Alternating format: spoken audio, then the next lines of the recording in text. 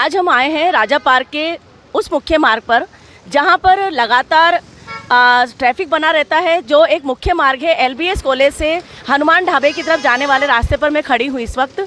और अभी गत रविवार को हरप्रीत सिंह एक यहाँ के स्थानीय निवासी हैं जिनके साथ कुछ बाहर के लोगों ने मारपीट की, और इसकी सबसे बड़ा कारण रही कि यहाँ पर पिछले कोरोना काल से चाय की दुकानों की जो थड़ियाँ हैं, चाय की दुकानों के जो कैफ़े हैं, बहुत सारे स्टार्ट हो गए हैं और यहाँ पर इतनी सारी तरह की चाय मिलती है। और आखिर इस चाय में ऐसी क्या विशेषता होती है कि मानसरोवर, वैशाली नगर, सी स्कीम और दूर दूर से, सांगानेर से दूर दूर से लोग यहाँ पर चाय पीने आते हैं।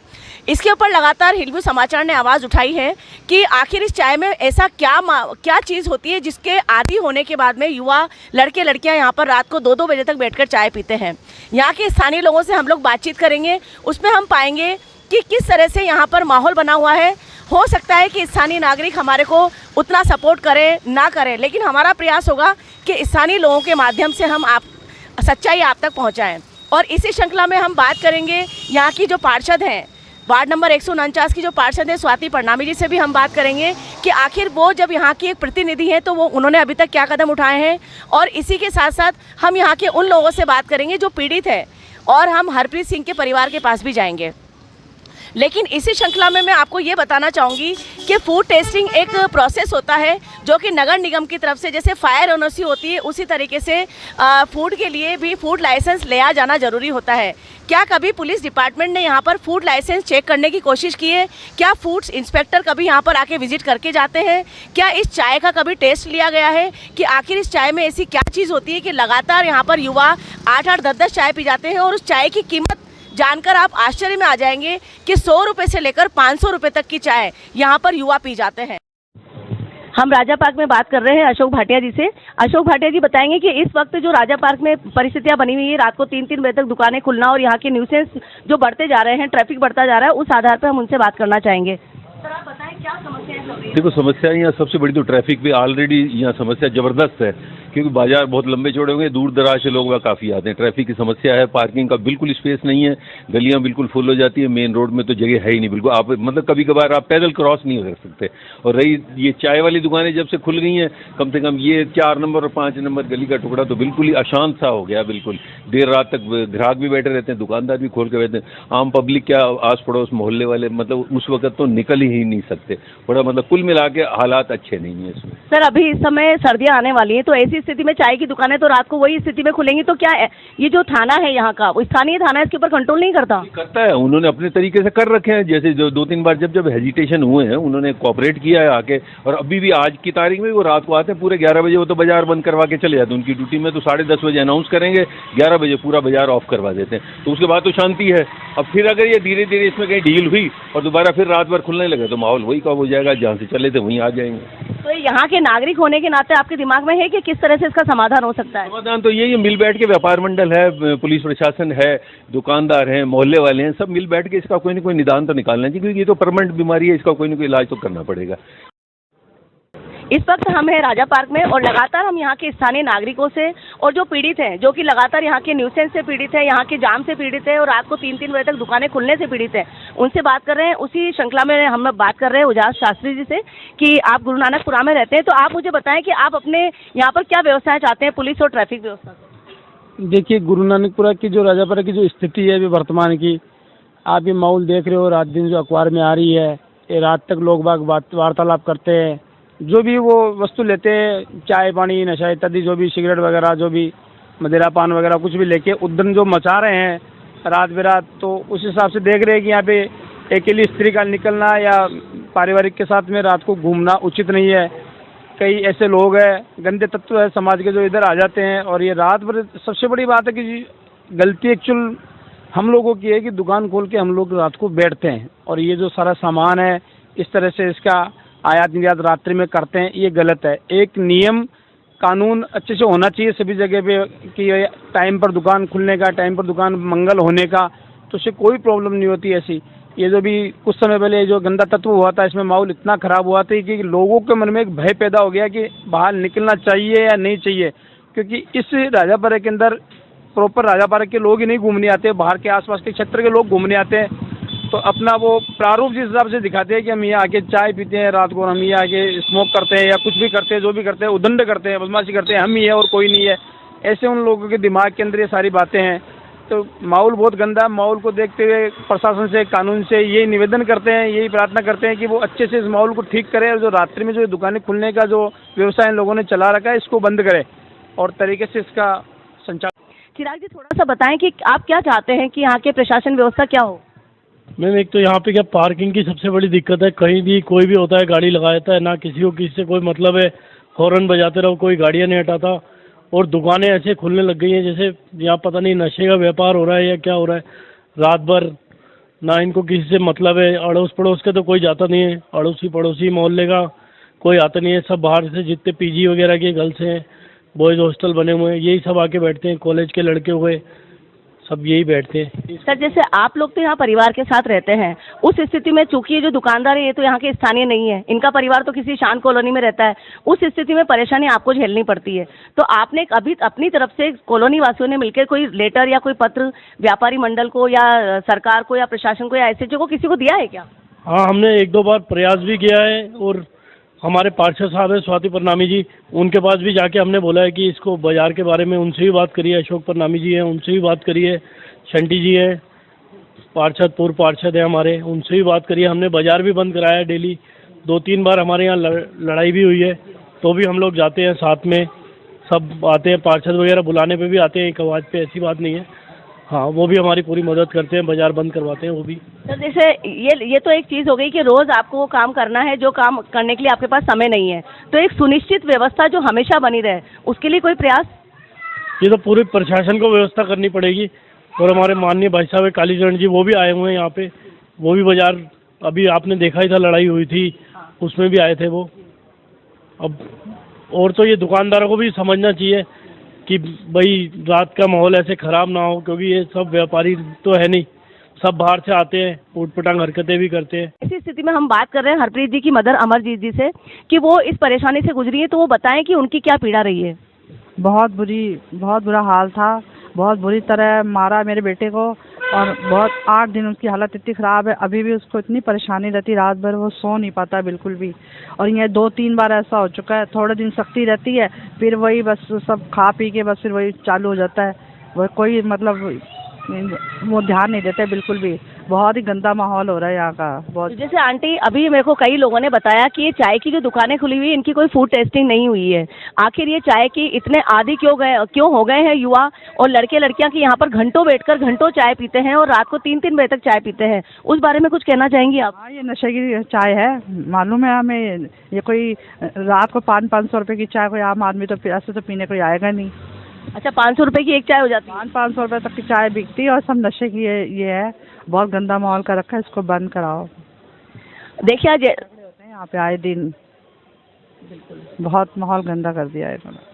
जैसा कि मैडम अमरजीत जी ने बताया, हरप्रीत जी की मदर ने बताया इस वक्त कि यहाँ पर जो चाय का नशा है वो अपने आप में इतना ज़्यादा बढ़ चुका है कि 500 रुपये तक की भी चाय यहाँ पर बिकती है और रात को 2-2, 3-3 बजे तक भी यहाँ पर बच्चे चाय पीते रहते हैं। और यहाँ पे पीजी खुल गए हैं, कोचिंग क्लासेस चल रही हैं आसपास, उसका भी न्यूसेंस फैला रहता है। तो कहने का मतलब है कि यहाँ के जो स्थानीय नागरिक है वो सब जानते हैं। वो बताते हैं कि उन्होंने अपनी पीड़ा रवि नैयर जी जो यहाँ के व्यापार मंडल अध्यक्ष है वहाँ तक भी पहुँचाई है, कालीचरण जी सर्राफ जो यहाँ की विधायक है उन तक भी अपनी बात पहुँचाई है, स्वाति परनामी जी जो यहाँ की पार्षद हैं उन तक भी ये बात पहुँचाई गई है। लेकिन अभी तक प्रशासन की वो सख्ती नज़र नहीं आ रही। केवल प्रशासन एक गार्ड बनकर कितने दिन तक राजा पार्क में अपना पहरा देगा, ये एक बहुत बड़ा प्रश्न है। ये फूड टेस्टिंग जांच जो है ये एक बहुत बड़ा प्रश्न है जिसे हिलगु समाचार उठा रहा है कि आप फूड टेस्टिंग करिए तो उसके बाद में हो सकता है कि इन दुकानों पर जो भीड़ लग रही है वो कम हो सकेगी। गुल्लू की हट्टी पर राजा पार्क में एसी मार्केट में अभी हम लोग हैं और अभी हम बात कर रहे हैं पद्मा जी से, जो कि वो भी चाहती हैं, एक बुजुर्ग महिला है और उन्होंने राजा पार्क में अपनी बहुत ज़िंदगी गुजारी है। तो बताएंगी कि किस तरह से राजा पार्क का माहौल एकदम से बदल गया है। पहले तो बहुत अच्छा था, अभी थोड़े दिनों में बहुत काफ़ी मतलब गुंडागर्दी है, मॉमटन जब से आने लगे हैं तब से ज़्यादा ही खराब हो गया यहाँ का। तो आंटी एक बात बताएं कि जैसे यहाँ पे स्वाति परनामी जी एक महिला ही हैं जो पार्षद है यहाँ की, तो क्या कभी पार्षद जो हैं उनसे कभी आपने चर्चा की इस बारे में? कि हमने तो नहीं की, जैसे जेंट्स लोग हैं वो करते हैं, वो आते भी हैं, फिर थोड़े 2-4 दिन शांति हो जाती है, फिर उसके बाद वही तमाशा होता है। तो जैसे आप भी यहाँ पर एक दुकानदार हैं, आप लोगों की दुकान जहाँ तक मैंने गौर किया है कि 8 बजे तक बंद हो जाती है, लेकिन यहाँ 4-4, 3-3 बजे तक दुकानें खुली रहती थी और माहौल इतना ख़राब होता था, उस बारे में कभी आप लोगों ने, स्थानीय लोगों ने शिकायत नहीं की? शिकायत तो क्या कर रहे हैं, अभी जब झगड़ा खत्म हो जाता है, बात हो जाती है, उसके बाद यहाँ पुलिस आती है तो वो कोई फ़ायदा ही नहीं है। रात को 2 बजे तक झगड़ा होता है, उसके बाद पुलिस आए तो कोई फ़ायदा नहीं है ना। लेकिन जैसे यहाँ पर मैंने कई बार गौर किया है कि कोरोना के टाइम पे भी यहाँ पे चेतक खड़ी रहती थी और काफ़ी सारे पुलिस वाले यहाँ चक्कर लगाते थे मोबाइल वैन के थ्रू, तो यहाँ पर दुकानें तो उन्होंने भी खुलते हुए देखी। उस कंडीशन में आपने कभी पुलिस डिपार्टमेंट में बात की? हम क्या कहें, आगे दुकानदार उनको कुछ खिला पिला दे या कुछ हो, तो उससे कुछ होता नहीं है ना, तो इस बात से हम कुछ कह ही नहीं सकते। तो जैसे दुकानें, केवल चाय की दुकानों की बात लगातार आ रही है कि चाय की दुकानों पे लगातार 3-3 बजे तक चाय की दुकानें चलती रहती है, तो ये चाय की दुकान में ऐसा विशेष क्या है कि जिसकी वजह से चाय की दुकानें इतनी देर रात तक चलती हैं? अब इसका तो मैं कुछ कह नहीं सकती कि क्या विशेष है। वो चाय पिलाते हैं, जैसे कोई आ जाता है, चाय पी ली, उसके साथ खाना वगैरह हो गया। तो आप एक नागरिक हैं यहाँ की और बुजुर्ग नागरिक हैं, आप क्या चाहती हैं, कैसी व्यवस्था हो यहाँ पर? अच्छी होनी चाहिए। हम लोगों के भी बच्चे हैं, बच्चियाँ इस वजह से बाहर नहीं निकल पाती हैं, आखिर पढ़ने वाली बच्चियाँ हैं तो बाकी। और इस वक्त मैं हूँ वार्ड नंबर 149 की जो पार्षद हैं यहाँ पर स्वाति परनामी जी, उनसे हम मुखातिब होने आए हैं कि जो ये माहौल बना, जिस समय कालीचरण सर्राफ जी ने धरना दिया उस समय स्वाति जी भी वहाँ मौजूद थी। वायरल में होने के बावजूद उन्होंने एक शक्ति के साथ, एक पुरजोर शक्ति के साथ अपनी आवाज़ उठाई और दुकानदारों को एक राह दिखाने की कोशिश की। तो आज हम उनसे बात करते हैं कि स्थानीय जो समस्याएं हैं उनको लेकर वो किस तरह से देखती हैं। मैम, थोड़ा सा आप बताएं कि जो राजा पार्क में घटना हुई, इससे पहले भी कई घटनाएं हुई हैं, तो उसके ऊपर थोड़ा सा प्रकाश डालें आप। देखिए, बहुत दुखद दृश्य रहता है आजकल दिमाग में कि जो राजा पार्क पूरे जयपुर ही नहीं, पूरे विश्व की शान के नाम से जाना जाता था, आज अगर कोई राजा पार्क में आकर देखे तो उनको पता चलेगा कि राजा पार्क किस कगार पर पहुंच गया है। उसके लिए मैं सबसे ज़्यादा दोषी जो है ये चाय की थड़ी वाले ही हैं। हम चाहते हैं कि राजा पार्क जैसा था वैसा अमन के साथ रहे, उसी तरीके से शांति से सब व्यापार भी चले, सब लोग वहीं घूमने आए, लेकिन जो परिस्थितियां आज बनी हुई हैं उससे कोई भी ऐसा नहीं है जो वाकिफ नहीं हो। लगातार पिछले 3 महीने से 4 महीने से हम इसके लिए संघर्ष में लगे हुए हैं, लेकिन कोई फर्क पड़ता नजर नहीं आ रहा। क्योंकि फर्क इसलिए नहीं कहूँगी क्योंकि पिछली बार भी जब हमने इस तरफ अपना ध्यान दिया था, 15-20 दिन इस पर लगाए, तो प्रशासन ने कुछ हेल्प की। आज भी प्रशासन आके खड़े हो जाते हैं, हम देखते हैं। कल रात को भी मैंने चेक किया तो प्रशासन के लोग खड़े थे, लेकिन क्या प्रशासन के लोगों का मौजूद होना ही कुछ सबक दे पाएगा? क्या ये लोग स्वयं नहीं सीखेंगे? जिनको समझ में आ रहा है कि हमारे आसपास का सब माहौल खराब हो रहा है, ये चाय की दुकान वाले जो 15% हैं, उसमें मैं ये भी कहना चाहूँगी कि जो मकान मालिक हैं उनका भी बहुत बड़ा दोष है। उनको ये चाहिए कि किराए के लालच में अब अपनी पूरी पीढ़ियों को तबाही की तरफ मत झोंकें। जो हमें संदेह है, हो सकता है वो कहीं सच भी हो। चाय के नाम पे क्या क्या परोसा जा रहा है उसकी तरफ हमें ध्यान देना होगा और हमें इस चीज के निवारण तक जाना होगा। जबकि खाली इस पे चर्चा करके छोड़ने से, मैं आपसे भी कहूंगी कि आज आप मेरे पास आई हैं, इसको अंत तक हमारा युद्ध जिंदा चलता रहना चाहिए ताकि हम अपने मुकाम को हासिल कर सकें। और सबकी समझाइश होनी बहुत ज़रूरी है। प्रशासन के सहयोग के बिना कोई भी कार्य सफल नहीं हो सकता। पार्षद का पद जनप्रतिनिधि पद होता है।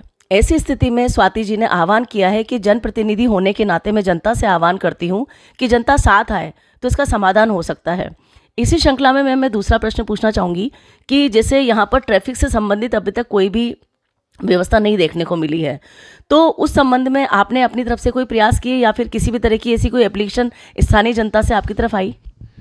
देखिए मैडम, जनता की तरफ से आए ना आए, लेकिन मैं खुद राजा पार्क में ही रहती हूँ पिछले 22 साल से। जब से इस फील्ड में घुसी हूँ, आपको ध्यान होगा उस समय मंजीत सिंह जी आए थे हमारे नगर निगम में CEO बन के। तो मैंने उनसे तब भी कहा था कि राजा पार्क के आगामी समय में बहुत सारी प्रॉब्लम्स क्रिएट होने वाली हैं।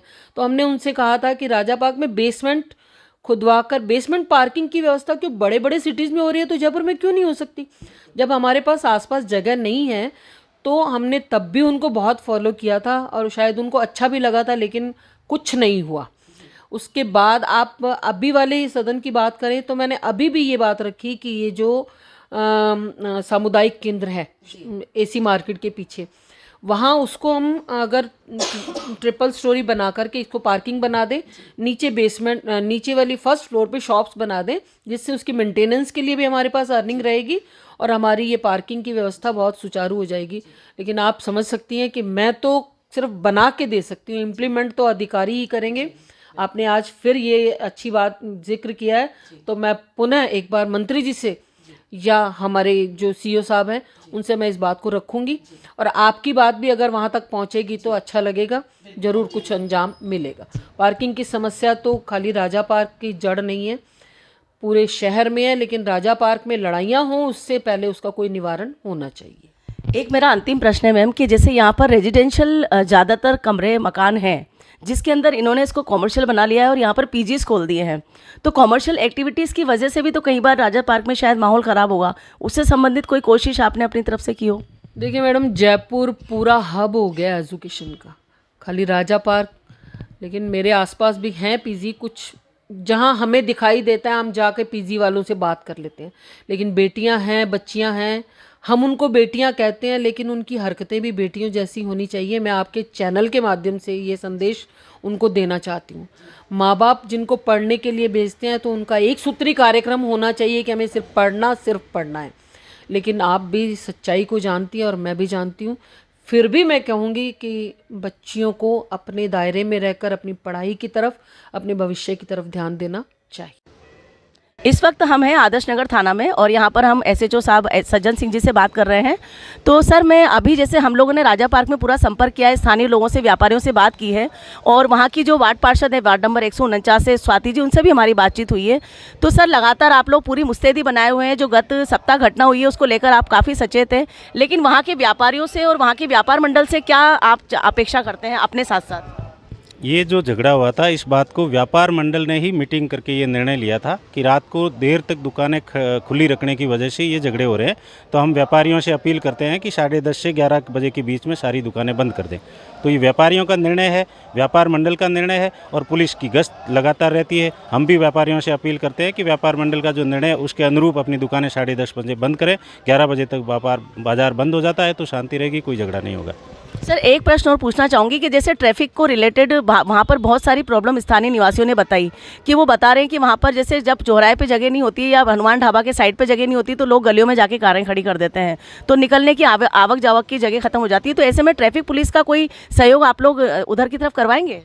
मेन रोड पे ट्रैफिक पुलिस रहती है। अंदर की तरफ अगर ऐसी कोई सूचना आती है, जाम टाइप का होता है, तो उनको सूचना मिल जाती है 100 नंबर पे या ट्रैफिक कंट्रोल पे फ़ोन कर देते हैं, तो ट्रैफिक पुलिस भी वहाँ आ जाती है और तुरंत उस जाम को हम खुलवा देते हैं। सर, एक अंतिम प्रश्न कि अभी तक वहाँ पर जितने भी फूड जोन चल रहे हैं, स्पेशली जो चाय चल रही हैं, तो चाय रात को 2-2, 3-3 बजे तक पी जा रही थी, तो फूड टेस्टिंग जाँच के लिए अभी तक आप लोगों ने यहाँ से कोई रिपोर्ट बनाकर भेजी है कि इनकी फूड टेस्टिंग जाँच होनी चाहिए, ताकि ये पता चले कि आखिर चाय के अंदर इतना क्या ऐसी चीज़ है जिससे कि वहाँ के लोग आदी हो रहे हैं, या वहाँ पर कोई फूड से संबंधित कोई जाँच हो जाए, इस तरह का कुछ? ये पुलिस विभाग से संबंधित नहीं है, हमारा फूड डिपार्टमेंट जो है CMHO डिपार्टमेंट उनका काम है। अगर वो आएंगे तो हम उनकी मदद करके टेस्टिंग के लिए सैंपल वगैरह लिवा देंगे। Thank you very much sir, thank you.